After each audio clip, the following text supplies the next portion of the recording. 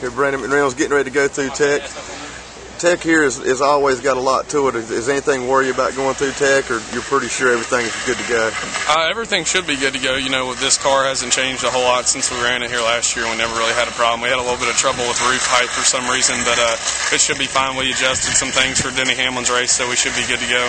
Yeah, and we'll get a little bit of practice today. What do you work on for this practice today before you go into final practice for tomorrow at qualifying? There's really not a lot you can work on, just with there being 70, 80 cars here. You know, it's such a fast-paced practice. You only get 10, 15 minutes a session, so it's just track bar changes and little things like that, maybe a few spring rubbers here and there, and mostly just getting yourself comfortable with the racetrack and the conditions for the day as a driver. There's really not a lot you can do to the race car, just like I said, because the practices are so short, so you really do what you can and with small changes and stuff like that.